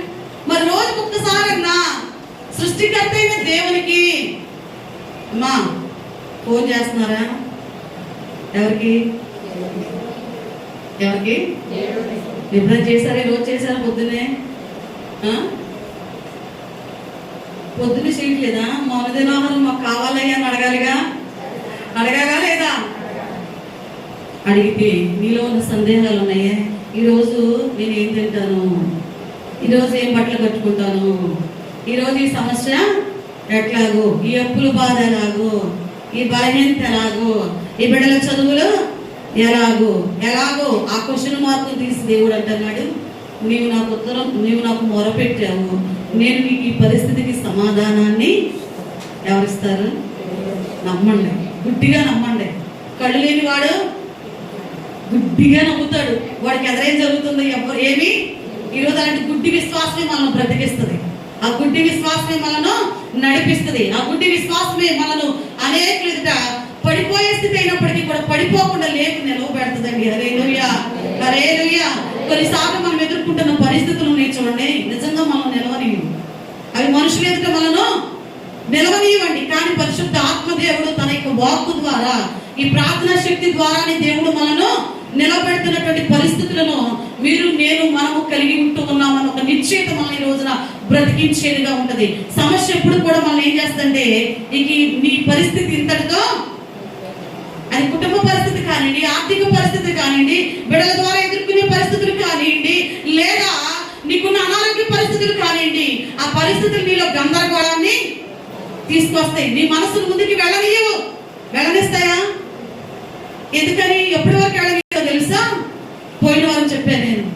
ఐసీయూలో ఉన్న పేషెంట్ లోపల ఎలా ఉంటాడో పేషెంట్కి తెలియదు, కానీ బయట ఉన్న వారి పరిస్థితి ఎట్లా ఉంటుందో తెలుసా? లోపల నుంచి ఏ ఫోన్ వచ్చినా, లోపల నుంచి ఏ మాట వచ్చినా బయట ఉన్న వాళ్ళకి గుండె కొట్టుకోవాల్సిన స్పీడ్ కంటే, ఎందుకని? లోపల నుంచి ఏ వార్త వస్తుందో వాళ్ళు ఏం చెప్తారో, ఒక రోజు అలానే ఉంటుంది, రెండో రోజు అలానే ఉంటుంది, రోజులు గడిచిన కొద్దీ ఇంకా 10 రోజుల తర్వాత కూడా అలాగే ఉంటుంది. ఎప్పుడు? ఐసీయూలో పేషెంట్ బ్రతికి ఉన్నప్పుడు. ఎప్పుడైతే డాక్టర్లో ఈ పేషెంట్ అని డిక్లేర్ చేస్తారో, ఈ 10 రోజుల నుంచి పడ్డావే, అది ఆ యొక్క క్షణంలో ఏం చేస్తూ ఉంటుందో బాధ అంతటిని బిగ్గరగా వచ్చే వాళ్ళు ఉంటారు, బిగ్గరగా దుఃఖపడే వాళ్ళు ఉంటారు. ఆ క్షణంతో ఏమైపోతా టెన్షన్ అంతా పోతుందా లేదా? నమ్ముతున్నారా? ఈరోజు పరిశుద్ధ ఆత్మ దేవుని కలిగి ఉన్న మీ జీవితాల్లో సమస్య అనేది మిమ్మల్ని ఏం చేస్తూ ఉంటుందంటే, ప్రతి క్షణము కూడా మీ ప్రాణం కుప్పిట్లో ఉన్నట్టుగా అటో ఇటో ఏంటి అనే సందేహాలు కొన్నిసార్లు మనను నిశ్చలంగా ఉండనీవు, స్థిరమైనటువంటి నిలకడ మీద భక్తిని మనను కూర్చొనీవు. కానీ పరిశుద్ధ ఆత్మదేవుని మీద పూర్తిగా ఆధారపడి, కొంతమంది అంటారు చూసారా, వీడు చచ్చాడని ఒక ఏడుపు ఏడ్చి వదిలేశారంటారే, అలాగే నీ సమస్యలు ఆయన దగ్గర పెట్టి చెప్పానయ్యా, దీని మొత్తం భారము నీదే, ఇక ఏది చేసినా కూడా నువ్వే. అంతేనా? మనకు బాగా అర్థం అవ్వాలంటే డెలివరీ టైంలో అబ్బాయి కోసం ఎదురు చూస్తూ ఉన్నాం. అబ్బాయి కోసం 10 నెలలు పడే టెన్షన్ ఒకటైతే, ఈ డెలివరీకి లోపల తీసుకెళ్ళాక డాక్టర్ వచ్చి బయటగా వార్త చెప్తాడు చూడండి. అంటే నేను చెప్పేది ఏంటంటే అమ్మాయిలు తక్కువ కాదు, అచ్చంగా అబ్బాయి కోసం ఎదురు చూసే ఫ్యామిలీ యొక్క సిచ్యువేషన్ చెప్తున్నా నేను.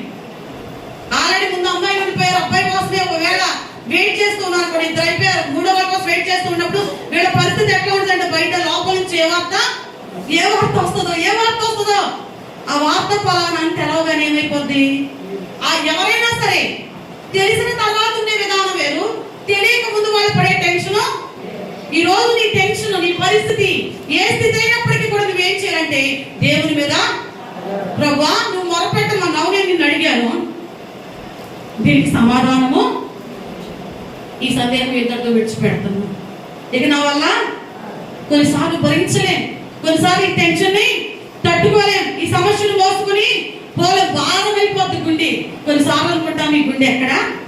రీసెంట్ గా విన్నాం, ఎక్కడో భర్త చనిపోయాడంట, ఆయనకి పెట్టి ఉన్న ఆ వెంటిలేషన్ మీద ఉన్న వైర్లు అయితే తీస్తా ఉన్నా కానీ భార్య బయట చనిపోయిందంట. ఆ వార్తన్న భార్య కొన్నిసార్లు ఈ గుండె భారం అయిపోద్ది, బరువు ఎక్కువైపోద్ది, అది తట్టుకోలేని పరిస్థితులు అనిపిస్తుంది. అమ్మో నా ప్రాణము. అందుకే ప్రభు అంటున్నాడు, నీవు ప్రార్థన చేసేటప్పుడు నీ భారం మొత్తం కూడా ఏం చేయాలంట, ప్రయాసపడి భారం మోసుకుని పోతూ ఉన్న సమస్త జనులారా నా యొద్దకు రండి, నేను మీకు. ఆయన తప్ప మనకు విశ్రాంతి ఇచ్చేవారు ఎవ్వరు, మన సమస్య ఎవరి దగ్గర ఉన్నా కూడా మనకు విశ్రాంతి కలగదు. విశ్రాంతి దేవుని యొక్క ఆయన పాదాల దగ్గర పెట్టినప్పుడు తప్పకుండా మన సమస్యలకు సమాధానము, విశ్రాంతినిచ్చే దేవుడు. ఈ రోజున మనలో సందేహము లేకుండా ఆ సందేహం నివృత్తి కావాలి అంటే మొదటిగా మనం ఏం చేయాలండి, దేవుడిని ఖచ్చితంగా చేస్తాడని నమ్మాలి. రెండవదిగా, మూడవదిగా, ఓకే 4 యోధా పత్రిక 1వ అధ్యాయము 22వ వచనము.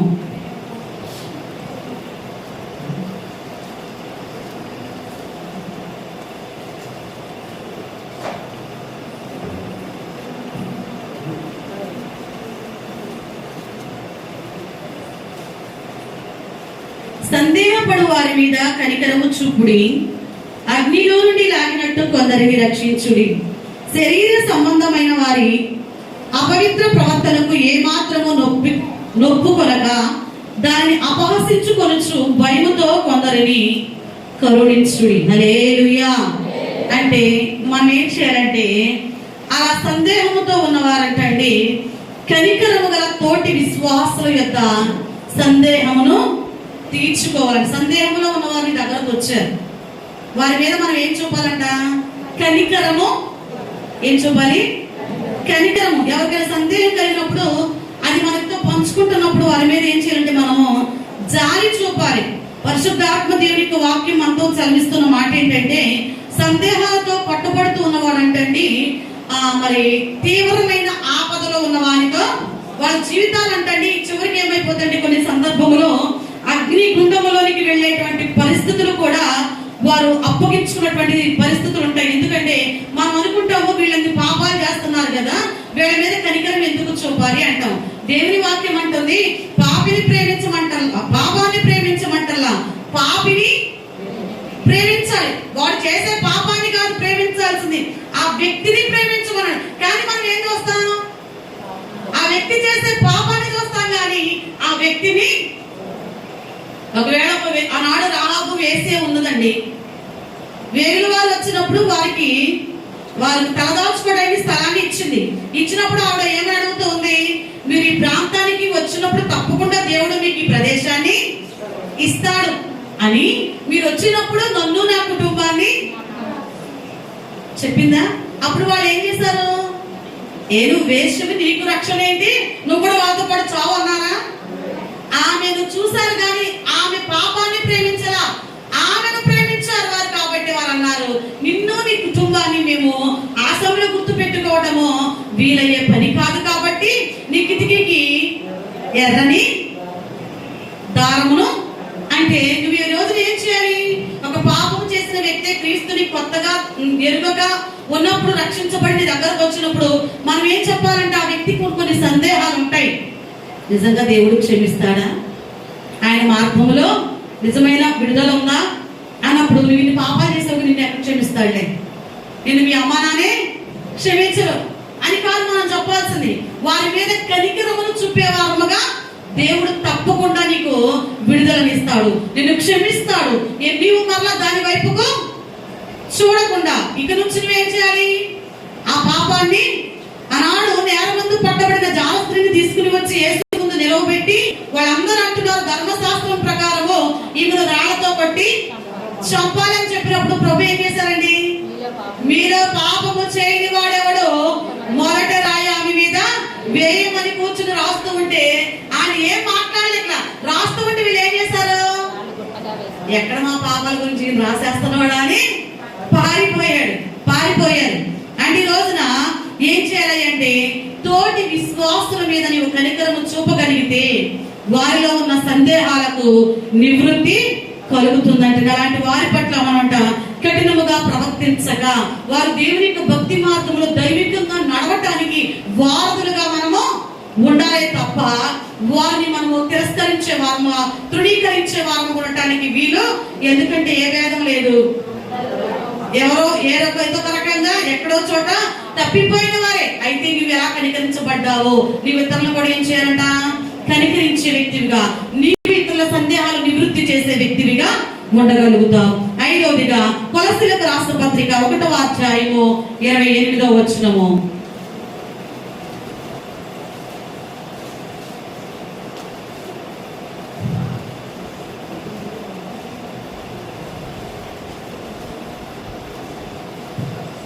ప్రతి మనుష్యుని క్రీస్తునందు సంపూర్ణునిగా చేసి ఆయన ఎదుట నిలవబెట్టవలనని సమస్త విధములైన జ్ఞానముతో మేము ప్రతి మనుష్యునికి నీ బుద్ధి చెప్పొచ్చు, ప్రతి మనుష్యునికి నీ బోధించచ్చు ఆయనను ప్రకటించుచున్నాము. ఐదవదిగా నీ సందేహము నివృత్తి అవ్వాలి అంటే దైవజనుని సలహాను తీసుకోవాలంటండి. అపోస్తలుడైన పౌలు గారు అనేకుల సందేహాలను సంపూర్ణముగా తీర్చిన వాడుగా ఉన్నాడు. దైవ సేవకుని యొక్క సలహా మన జీవితాలు కొన్ని సందర్భాల్లో మనం అన్ని రకాలుగా చదువుకున్న వారిని, అన్ని రకాల ఆలోచన తెలిసిన వారిని, అనుభవం కలిగిన వారిని అయినప్పటికీ కూడా దైవికమైనటువంటి ఆలోచన మన జీవితాలు ఏం చేస్తుందండి, మనలో ఉన్న సందేహాల నుండి నివృత్తిని మనకు తీసుకుని రాగలుగుతుంది. హల్లెలూయా, హల్లెలూయా. ఈ రోజున పరిశుద్ధ ఆత్మదేవుని సన్నిధిలో పరిశుద్ధ ఆత్మదేవుని యొక్క మరి మార్గంలో ఎదుగుతున్న మనలో ఎలాంటి పరిస్థితుల మధ్య మనం ఉంటూ ఉన్నాం, ఎలా మన సందేహాలను మనం నివృత్తి చేసుకోగలుగుతూ ఉన్నాం. ఆరవదిగా అపోస్తల కార్యములు 10వ అధ్యాయము 20వ వచనాన్ని చదువుకుందాం.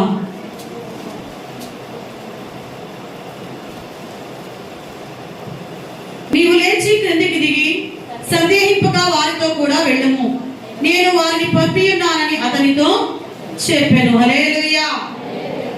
ఆరవదిగా మన సందేహము తొలగిపోవాలి అంటే ఎవరి సహాయం కావాలంటే పరిశుద్ధాత్మ దేవుని వలన మన సందేహాలు తొలగిపోతాయి. ఇక్కడ అన్ని లేనటువంటి కొర్నేలి జీవితాన్ని మనం చూస్తే పగలు ఇంచుమించు 3 గంటల వేళ మరి కొర్నేలి తన కుటుంబంతో కలిసి ప్రార్థన చేస్తూ ఉండగా దేవుని దూత కొర్నేలి దగ్గరకు దిగి వచ్చి వారితో మాట్లాడుతూ ఉన్నది.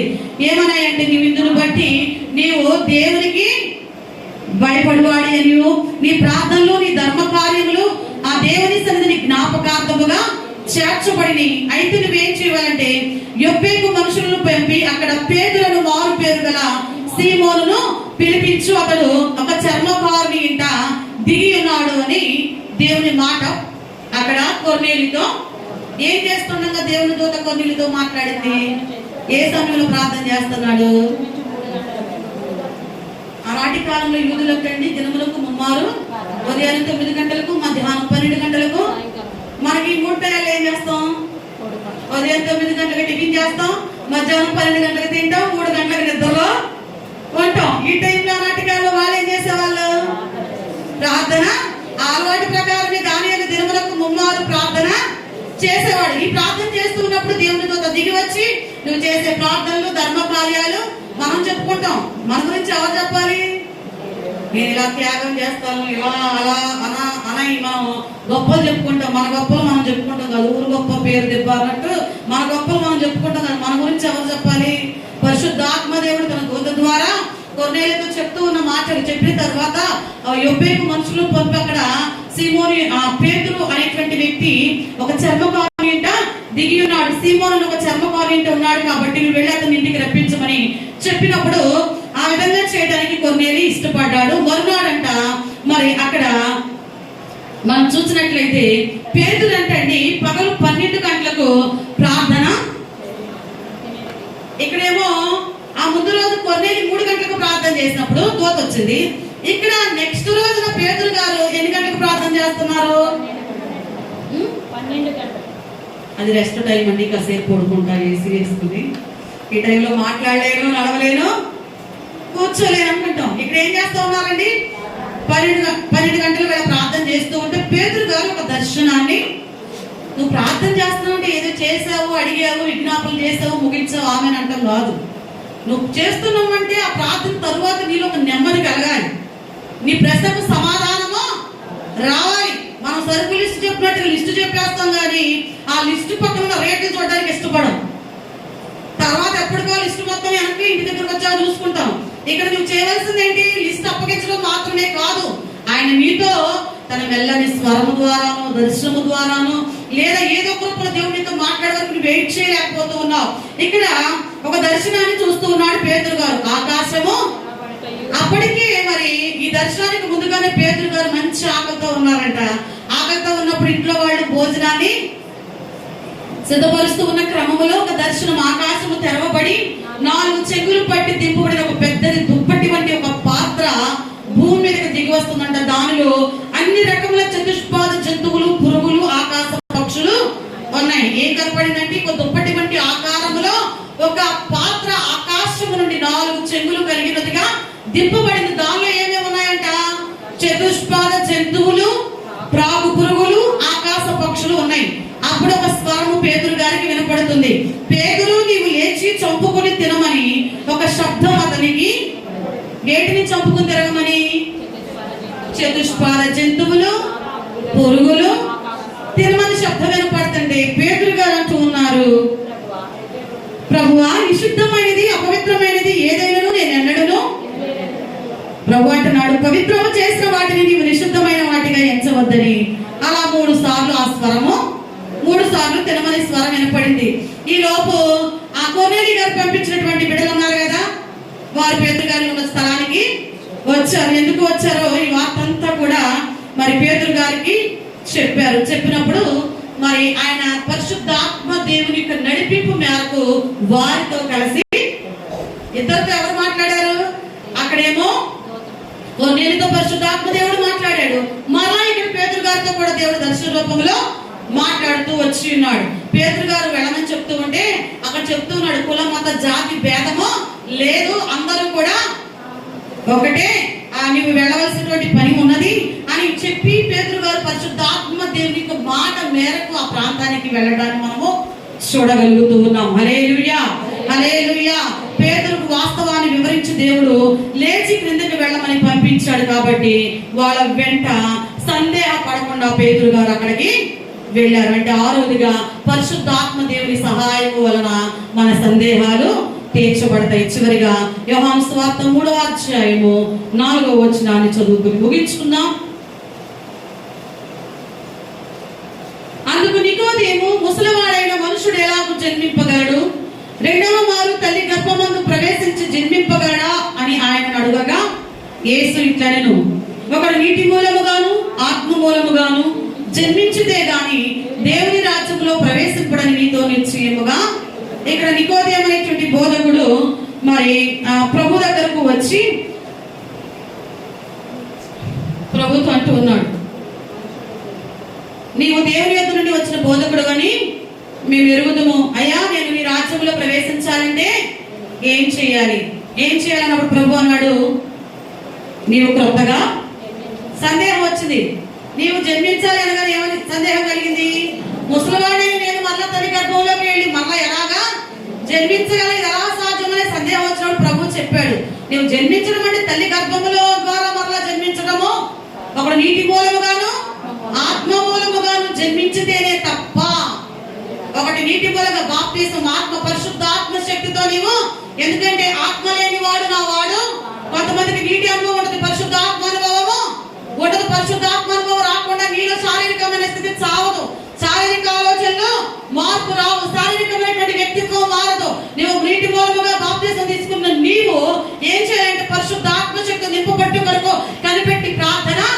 ఆనాడు ప్రభువు చెప్పారు, మీరు పలానా ప్రాంతాల గుండా వెళ్లకుండా తండ్రి వల్ల నిన్న వాగ్దానం కొరకు కనిపెట్టి ప్రార్థన చేయమన్నప్పుడు మేడగదిలో 120 మంది కూర్చుని ప్రార్థన చేసినప్పుడు పరిశుద్ధాత్మ దేవుడు వారి శక్తితో నింపాడంట. నింపినప్పుడు దేవుడు వారికి అనుగ్రహించిన వాక్ శక్తి కొలది వారి పరిశుద్ధాత్మ శక్తితో నింపబడ్డారంటండి. హల్లెలూయా. అన్ని రోజున మీలో సందేహాలు నివృత్తి కావాలి అంటే చేయవలసిన పని ఏంటయ్యా అంటే పరిశుద్ధాత్మ దేవుని సహాయం, అంటే యేసయ్య మీద ఆధారపడాలి. ఆయన మాత్రమే ఈ సందేహాలను నివృత్తి చేయగలడు. సందేహాలు కలగడానికి కారణం ఏంటో నేర్చుకున్నాం. ఆ సందేహాల నుండి నివృత్తి కావాలంటే సందేహం కలగడానికి మొట్టమొదటి కారణము అపవాది, రెండవ కారణము మర్చిపోయారా, నిద్రపోతున్నారా? రెండవ కారణం ఏంటమ్మా? శ్రమలు. మూడవ కారణం అల్ప విశ్వాసం. నాలుగవదిగా ఆలస్యము. ఈ సందేహాలకు నివృత్తి కావాలి అంటే మొదటిగా నువ్వు ఏ మాట అయితే ఏదైతే అనుకుంటున్నావు, ఏది చేస్తున్నావు అనుకుంటున్నావో దాని మీద స్థిరమైన నమ్మకం ఉండాలి. దేవుని వాక్యాన్ని ప్రతిరోజు చదవాలి. మూడవదిగా ప్రార్థన చేయాలి. 4 తోటి విశ్వాస యొక్క సందేహాలను తీర్చే వ్యక్తివిగా ఉండాలి. అంటే నీకు కనికరము గల తోటి విశ్వాసం యొక్క నీ సందేహాలకు నివృత్తి. కొంతమంది సందేహాలకు నివృత్తి కాదు, మరికొన్ని సందేహాలు తెచ్చే వాళ్ళుగా కూడా ఆ అట్టంటి రకాల దగ్గరికి వెళ్ళి మీ సందేహాలు చెప్పబాకండి. అర్థమవుతుందా? మీకు సందేహాలకు మరికొన్ని సందేహాలు యాడ్ చేసే రకాలు ఉంటారు. అలాంటి వారి దగ్గరికి వెళ్ళి మీకున్న డౌట్లు వాళ్ళ ఎదుట పెట్టకండి. ఐదవదిగా దైవజనుల మీద ఆధారపడాలి. ఆరవదిగా పరిశుద్ధాత్మ దేవుని వల్ల సందేహం తొలగిపోతుంది. ఏడవదిగా యేసయ్య మీద మీరు ఆధారపడినప్పుడు ఆనాడు ప్రభువు వలన తన సందేహాన్ని తీర్చుకున్నాడు తోమ. ఆనాటితో తన సందేహానికి నివృత్తి జరిగింది. ఏనాడైతే ప్రభు యొక్క గాయాలు వేలు పెట్టి చూశాడు, మరెన్నడూ కూడా సందేహం అతనిలోనికి రాల. చివరికి ప్రభు కొరికి ప్రాణాన్ని ఒక గుహలో కూర్చుని ప్రార్థన చేస్తూ ఉంటే కొంతమంది పూజారులు వచ్చి బల్లెముతో పొడిచి చంపేశారంటే. ఈ రోజున మన జీవితాల్లో ఏ సందేహంతో నీవు ఇక్కడ కూర్చుని ఉన్నావో మోకరిద్దాం, ప్రార్థన చేద్దాం దేవుని సన్నిధిలో. ఈ పద్ధతులు కనుక నీవు అనుసరించగలిగితే దేవుడు నీ సమస్యలకు, నీ సందేహాలకు నివృత్తిని ఇవ్వగలిగిన వాయించి ఉండగా దేవుని సన్నిధిలో ఏ సందేహం నీవు కలిగి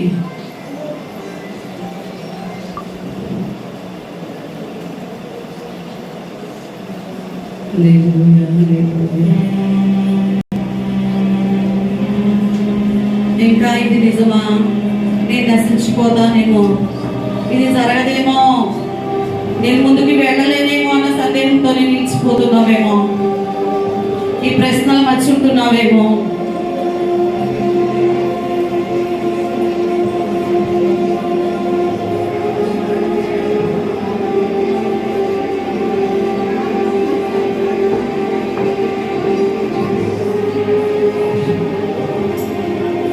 లేచి నిలబడదాం. ఏ ప్రశ్నతో నీవు ఇక్కడికి నిలిచి ఉన్నావో, ఎన్ని రోజుల నుంచి, ఎన్ని సంవత్సరాల తరబడి నీవు అదే ప్రశ్నతో ఇక్కడ కూర్చుని ఉన్నావేమో, దేవుని మీద ఆధారపడు. దేవుని మీద ఆధారపడినప్పుడు ఆయన మాత్రమే నీ ప్రతి ప్రశ్నకు జవాబునివ్వగలిగిన దేవుడు.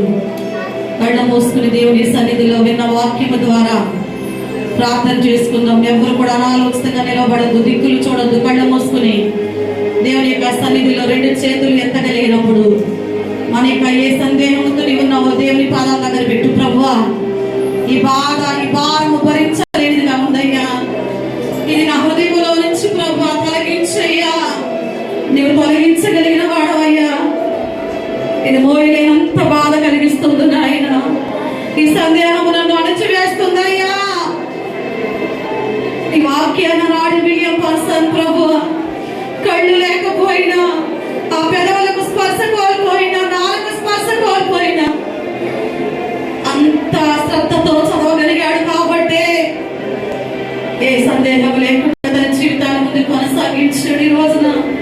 ఈ సందేహాలు ప్రభువా ఈ చీకటిలోనే ఉంచుతూ ఉన్నాయ్యా. నీ వాక్యం వెలుగైంది అంటున్నావు, శ్రేష్టమైంది అంటున్నావు, నీ వాక్యమే సత్యం అంటూ ఉన్నావు. వీటి వల్ల విశ్వాసం కలుగుతున్నావు అయ్యా. అది నేను వచ్చింది అయి ఉండాలి ప్రభువా. ఎక్కడ ఉన్నా, ఏ స్థలంలో ఉన్నా తండ్రి అని మొరపెట్టినప్పుడు అయ్యా నీవు నాకు ఉత్తరం ఇచ్చే దేవుడు అయి ఉన్నావు ప్రభువా. నేను నీకు మొరపెట్టడానికి సమయాన్ని ఇవ్వలేదు, బిడ్డగా ఉన్నానేమో. హల్లెలూయా, హల్లెలూయా, హల్లెలూయా. ప్రశ్నించిన ప్రాణమా, ప్రతి ప్రశ్నకు జవాబు యేసుమా. ప్రశ్నించిన ప్రాణమా, ప్రతి ప్రశ్నకు జవాబు యేసుమా. కలత చెందనేలా, కృంగిపోవనేలా, కలత చెందనేలా, కృంగిపోవనేలా, నా దేవుని యందు నిరీక్షించుమా. నా రక్షణకర్తనే సన్నుతించుమా. నా దేవుని యందు నిరీక్షించుమా. నా రక్షణకర్తనే సన్నుతించుమా. ప్రశ్నించే నా ప్రాణమా, ప్రతి ప్రశ్నకు జవాబు యేసుమా. ప్రశ్నించే నా అందరూ కూడా చప్పట్లు కొడుతూ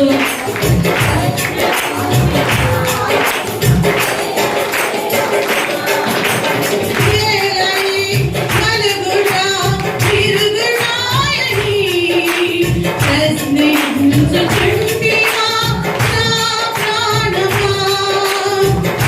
అందరూ పాడదాం. తిరుగుడాయని ప్రశ్నించుచుంటివా నా ప్రాణమా. కలిపి పరిమళింపచేయునా, విరచి ఆశీర్వదించునా. కలిపి పరిమళింపచేయునా,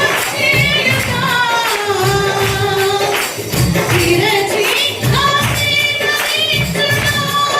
నా యేసునాథుని ప్రత్యేకత, నా యేసునాథుని ప్రత్యేకత.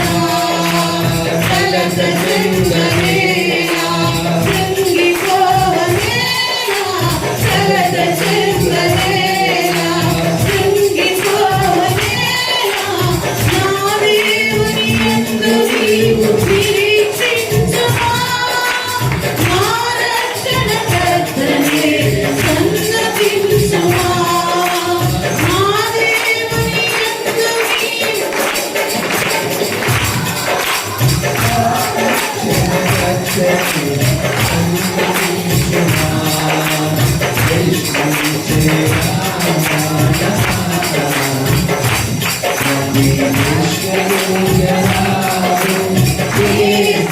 యేసుమా. ఏలై కలుగరు శ్రమల కొలిమియాని ప్రశ్నించుచుంటివా నా ప్రాణమా. ఏలై కలుగరు శ్రమల కొలిమియాని ప్రశ్నించుచుంటివా నా ప్రాణమా. కలుగులో సంతృప్తినిచ్చుటా, కొలిమిలో తృప్తినిచ్చుటా. కలుగులో సంతృప్తినిచ్చుటా,